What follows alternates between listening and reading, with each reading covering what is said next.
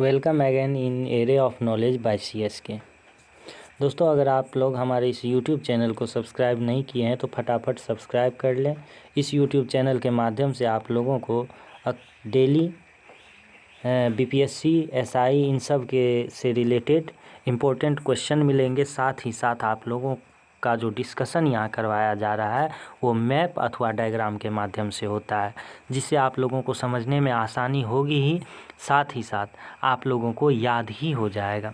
तो हम देर न करते हुए आगे की ओर बढ़ते हैं। आप फटाफट हमारे इस YouTube चैनल को सब्सक्राइब शेयर करें। धन्यवाद। दोस्तों, पहला नंबर हम क्वेश्चन देख रहे हैं। तो क्वेश्चन कह रहा है क्या कि समान वर्षा वाले स्थानों को मिलाने वाली समरेखाओं को क्या कर। देखिए, सबसे पहले तो हम जानते हैं कि इस वर्षा को हम क्या मापते हैं, रेन गेज में मापते हैं। वर्षा को अगर रेन गेज में मापते हैं तो क्या कहते हैं कि यहाँ 150 सेंटीमीटर वर्षा हुआ, यहाँ 500 सेंटीमीटर वर्षा हुआ। कहने का मतलब वो एक हाइट पे वर्षा होता है, उसका एक हाइट मापा जाता है।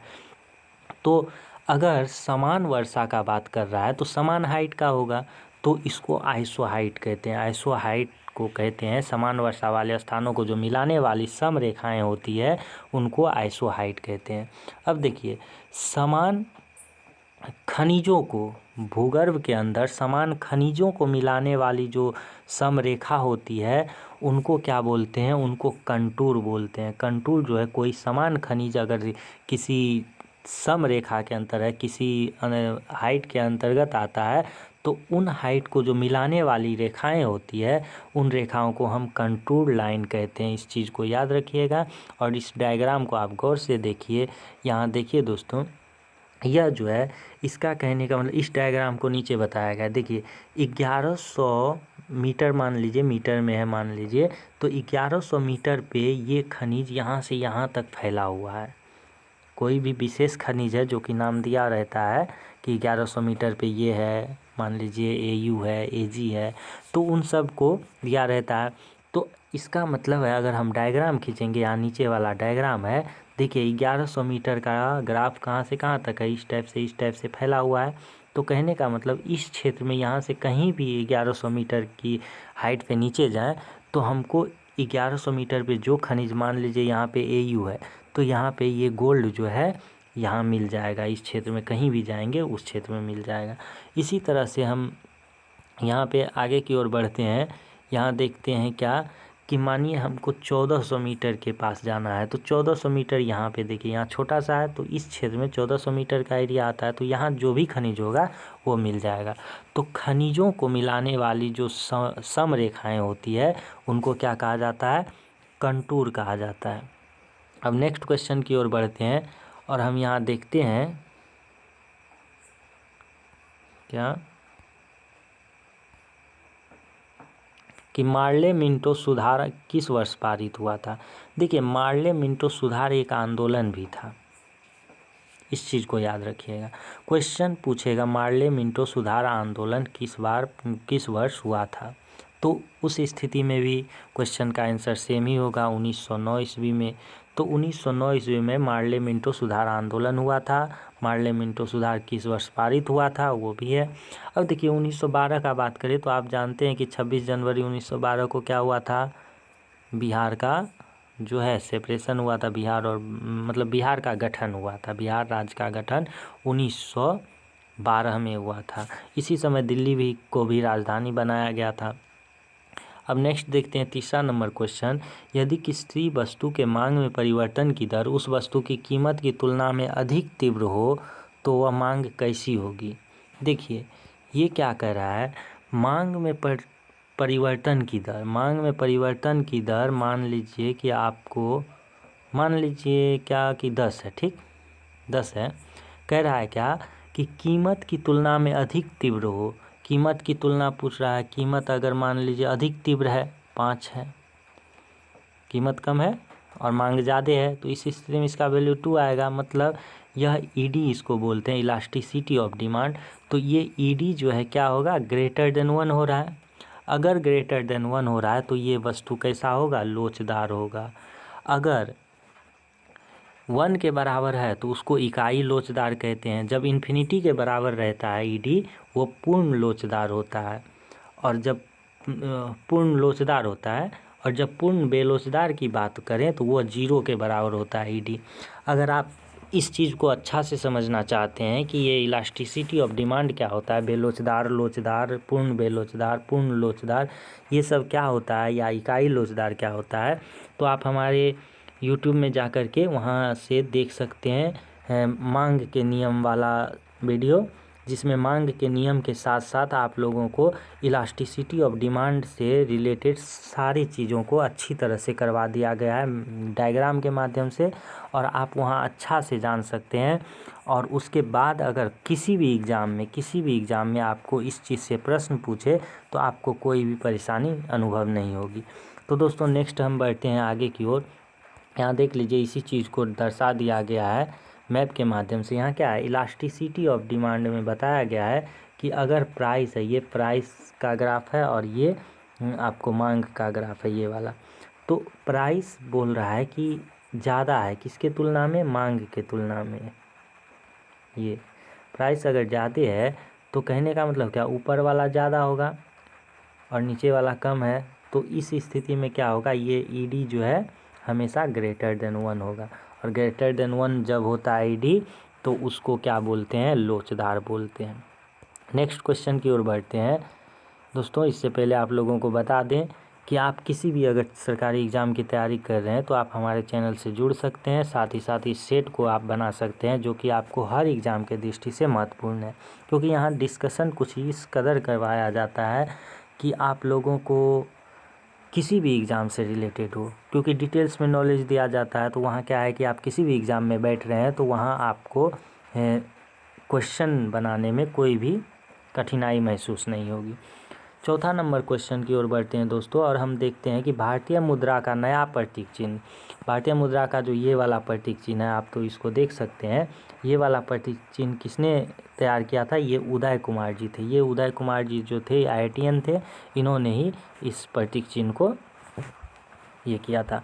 अब देखिए दोस्तों 5 नंबर में हम बात करते हैं, तो कह रहा है कि भारत का कच्छ कारण किस लिए प्रसिद्ध है। सबसे पहले हम भारत की ओर देख लेते हैं। देखिए दोस्तों, यह जो भारत है, यहाँ मैप थोड़ा हम दूसरा नंबर में लगा दिए हैं, तो इससे आप टेंशन मत लीजिएगा।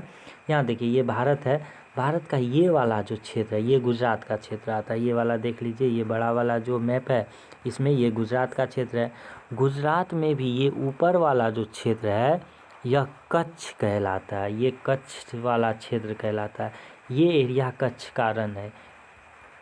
तो यह जो है ज्वारीय मिट्टी से, जब आप जानते होंगे कि महाद्वीप विस्थापन के समय में क्या हुआ था कि प्रायद्वीपीय भारत जो है अफ्रीका से विस्थापित होकर के आया है, इसी के कारण हिमालय का भी निर्माण हुआ है।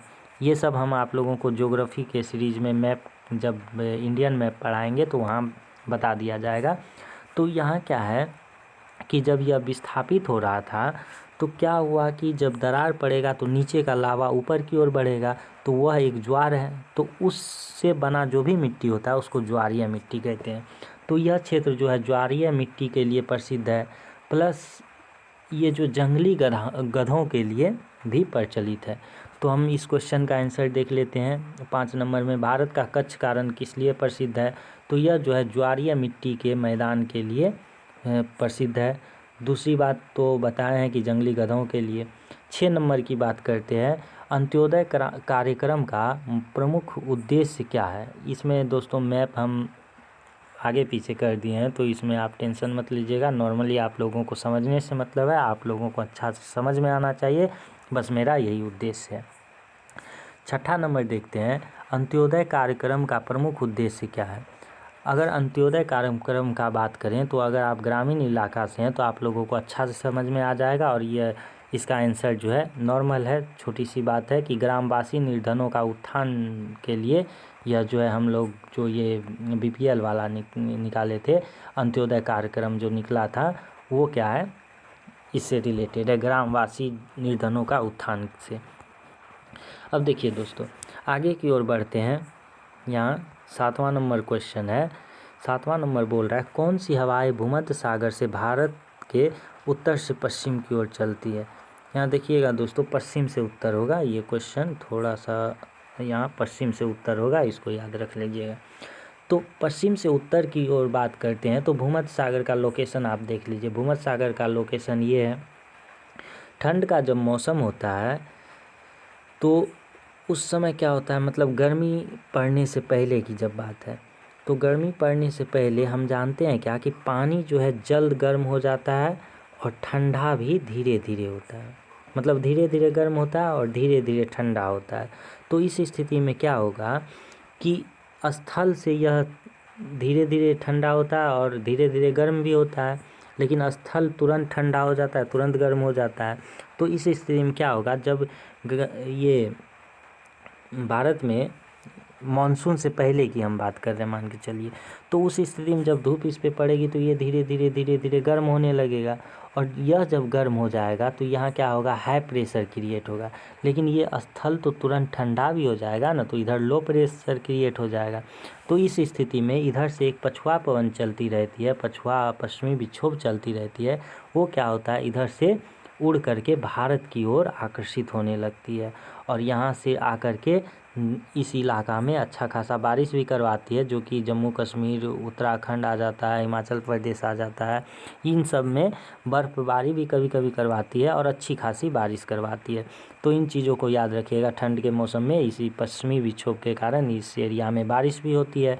तो हम लोग इतना याद रखेंगे तो ये जो भूमध्य सागर से आने वाली हवाएं होती है वो वास्तव में पश्चिमी विक्षोभ होती है। अब नेक्स्ट क्वेश्चन की ओर बढ़ते हैं। 8वां नंबर क्वेश्चन देखते हैं, निम्नलिखित में से कौन ऋण आवेशित होता है। आप लोगों को पता ही होगा, प्रोटॉन पॉजिटिव होता है, न्यूट्रॉन न्यूट्रल होता है, पॉजिट्रॉन पॉजिटिव होता है, लेकिन इलेक्ट्रॉन जो है ये कैसा होता है, ऋण आवेशित होता है।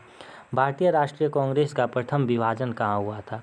अब जब विभाजन की बात करें तो सर्वप्रथम 1907 ईस्वी में राष्ट्रीय कांग्रेस का विभाजन हुआ था, जो कि 2 दल में टूट गए थे, गर्म दल और नरम दल में।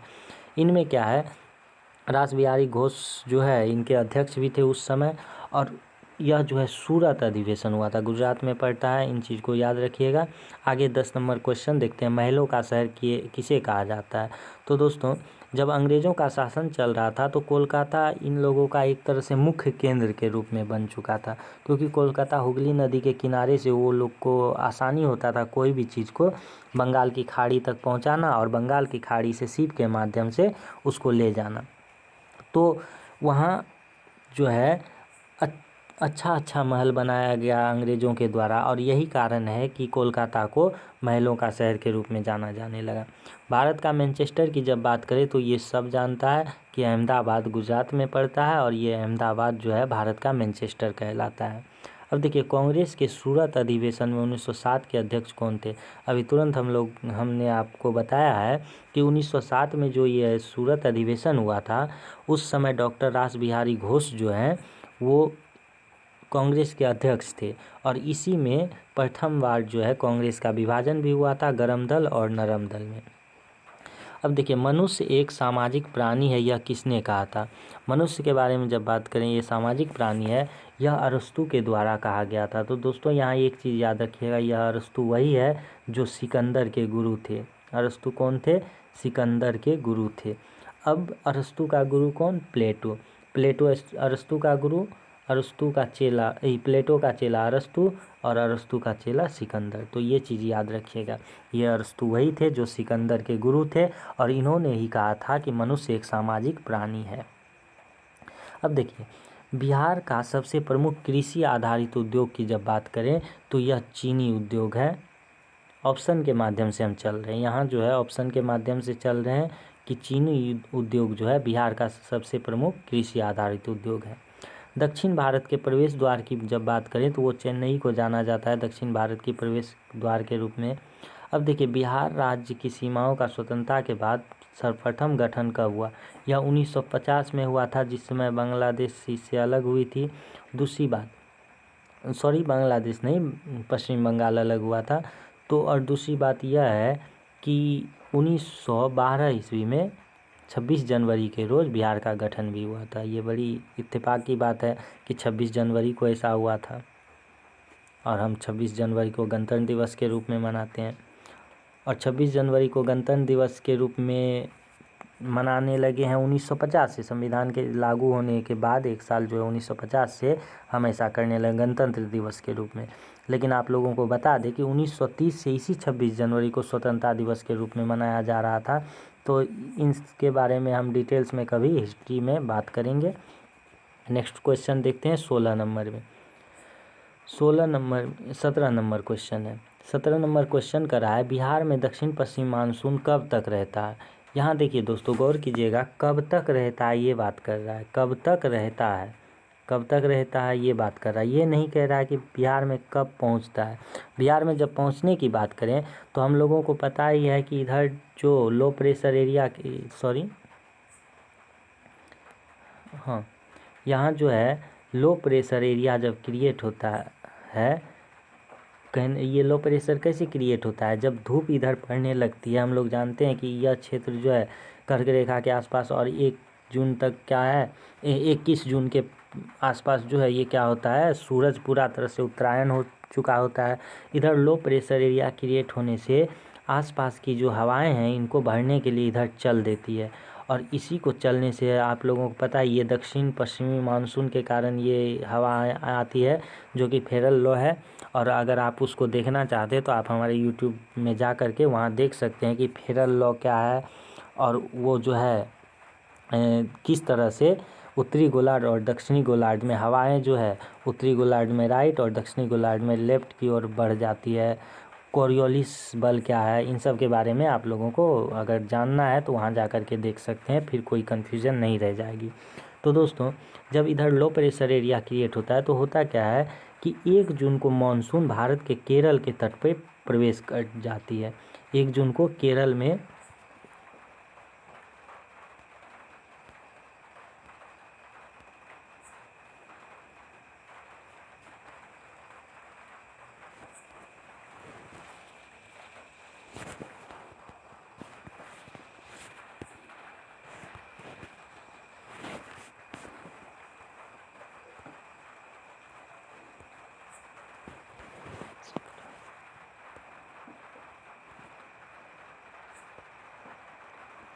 अब देखिए दोस्तों, ये मानसून जो है 1 जून को केरल में प्रवेश कर जाती है।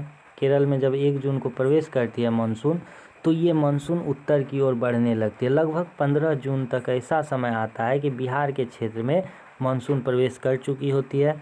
अब बिहार का क्षेत्र में जब मानसून प्रवेश कर चुकी होती है तो यह जो है लगभग 2-3 महीना के बाद ये फिर वापस की ओर लौटती है। जब सूरज फिर से इधर की ओर बढ़ने लगती है और इस एरिया में आ जाती है तो ये फिर से मानसून लौटने लगती है। तो ऐसा 15 अक्टूबर को होता है जब बिहार में दक्षिणी पश्चिमी मानसून जो है लौट रही होती है। तो इन चीज़ को याद रखिएगा। अगर आगमन की बात करें तो 15 जून के आसपास का जो भी ऑप्शन होगा उसको मार देना है। अब देखिए दोस्तों, नेक्स्ट क्वेश्चन हम 18 नंबर क्वेश्चन देखते हैं। कह रहा हम चंद्रमा के सदैव एक ही पोस्ट को देख सकते हैं क्योंकि यह कैसा होता है कि यह एक पृष्ठ को कैसे देख सकते हैं। आप ज़रा सा सोचिए कि आप तो पृथ्वी पे हैं, पृथ्वी का अगर चक्कर लगा रहा है चंद्रमा, यह पृथ्वी है, या देखिए यह पृथ्वी है, पृथ्वी का चक्कर कौन लगा रहा है, चंद्रमा। चंद्रमा इधर से इधर जाएगी, ठीक। अब यह बात क्या है कि अगर इधर से इधर जा रही है तो यह चंद्रमा भी अपने अक्ष पे घूम रही है ना, चंद्रमा भी अपने अक्ष पे घूम रही है, पृथ्वी इधर की ओर घूम रही है, और इसको एक चक्कर लगाना है। अगर यह एक चक्कर लगाए इधर की ओर बढ़ रहा है तो बढ़ रहा है, अगर यह घूमे नहीं, चंद्रमा अगर घूमे नहीं तो ये चंद्रमा जब इस स्थिति में आएगा तो इसका ये नीचे वाला पृष्ठ दिखाई देने लगेगा। लेकिन प्रॉब्लम क्या होता है कि जैसे जैसे ये इधर की ओर बढ़ता है, मतलब जितना दिन में ये एक चक्कर पूरा लगाएगा तो उतना दिन में ये अपने अक्ष पे भी घूमता है सेम समय में। तो ये जब यहाँ की ओर पहुँचेगा तो ये वाला पृष्ठ, अभी जो ये वाला पृष्ठ दिख रहा है वही वाला पृष्ठ फिर यहाँ सामने आ जाए, फिर आगे बढ़ेगा तो ये वाला पृष्ठ, ऐसे आकर के यहाँ फिर पहुँचेगा तो ये वाला पृष्ठ। यही कारण है कि यह जो है हमेशा एक ही पृष्ठ दिखता है। क्यों दिखता है? क्योंकि पृथ्वी का चक्कर लगाने में और अपने धुरी पे घूमने में जो है चंद्रमा को सेम वक्त लगता है। तो इन चीज़ों को आप ध्यान दीजिएगा। अगर इस दूरी की बात करें तो यहाँ देख लीजिए कि क्या है, 3,84,400 किलोमीटर चंद्रमा और पृथ्वी के बीच की दूरी है। 19 नंबर क्वेश्चन को देखते हैं कि दल बदली के आधार पर निर्वाचन सदस्यों की योग्यता संबंधी विवरण संविधान के किस अनुसूची में दिया गया। जब अनुसूची की बात करें तो दल बदल 10वीं अनुसूची में दिया गया है। ये जो है 52वें संविधान संशोधन के तहत 1950 में 52वां संविधान संशोधन हुआ था। 1950 के तहत इसको लागू किया गया दल बदल अधिनियम। पहले क्या होता था कि कोई भी पार्टी जीत जाती थी और सरकार का गठन कर लेती थी। सरकार के गठन के बाद भी क्या होता था कि बहुत सारा ऐसा होता था MP वो क्या करते थे, दल बदल लेते थे। उस समय क्या होता था कि सरकार गिर जाती थी, बहुत सारा दिक्कत आ जाता था। तो ऐसा न हो इसके लिए 1950 में 52वां संविधान संशोधन किया गया और उसके तहत यह नियम लागू किया गया कि अगर आप लोगों को पार्टी जो भी बदलना है इलेक्शन से पहले बदल लें, जो करना है कर लें, लेकिन इलेक्शन के बाद अगर आप जीत गए तो आप कहिएगा पीछे हटेंगे, तो ऐसा नहीं होने देंगे। तो ऐसा कहा नहीं गया है, फिलहाल हम इसे बोल दिए। तो इन सब चीज़ों को आप याद रखिएगा कि ताकि ऐसा न हो कि प्रॉब्लम क्रिएट हो जाए। इसी कारण से क्या हो गया कि दल बदल अधिनियम लाया गया। जब 20 नंबर की बात करते हैं तो भारतीय संविधान को संविधान सभा द्वारा कब अंगीकृत किया गया। आप लोगों को पता ही होगा कि संविधान बनने की प्रक्रिया जो है 1946 से शुरुआत हो चुकी थी। जब प्रस्ताव पारित हो चुका था, ये उद्देशिका प्रस्ताव जो जवाहरलाल नेहरू के द्वारा लाया गया था संविधान सभा में, तो उसके बाद से जो है ड्राफ्टिंग कमेटी की गठन हुई थी जिसके अध्यक्ष डॉक्टर भीमराव अम्बेडकर थे। और उसके बाद से जो है प्रोसेस स्टार्ट हो चुका था, जो कि 2 साल 11 महीना और 18 दिन का समय लगा और एक संविधान बनकर, भारत का संविधान बनकर 26 नवंबर 1949 को तैयार हो चुका था। लेकिन यहाँ हुआ क्या था कि कुछ कारणवश, जब हम इससे पहले इसमें बताए हैं कि 1930 से ही वास्तव में स्वतंत्रता दिवस के रूप में मनाया जा रहा था 26 जनवरी को। तो वो जब नवंबर में तैयार हुआ तो इन लोगों ने सोचा कि जो ज़रूरी चीज़ें हैं उनको आज लागू कर दिया जाए 26 नवंबर 1949 को, और पूर्ण रूप से इसको लागू 1950 में कर देंगे 26 जनवरी के रोज़। तो अगर अंगीकृत की बात करें तो अंगीकृत कब होगा, 26 नवंबर 1949, और जब कहेगा पूर्ण रूप से लागू कब किया गया तो 1950। अगर आंशिक रूप से लागू की भी बात करें तो 1949 ही होगा। तो दोस्तों इसके साथ हमारा यह सेट ख़त्म होता है। हम मिलेंगे नेक्स्ट सेट में। आप हमारे चैनल को सब्सक्राइब करके बेल आइकन को दबा लें ताकि नेक्स्ट सेट मेरा जब भी आए आप तक नोटिफिकेशन जल्द से जल्द पहुंच जाए। थैंक यू, धन्यवाद।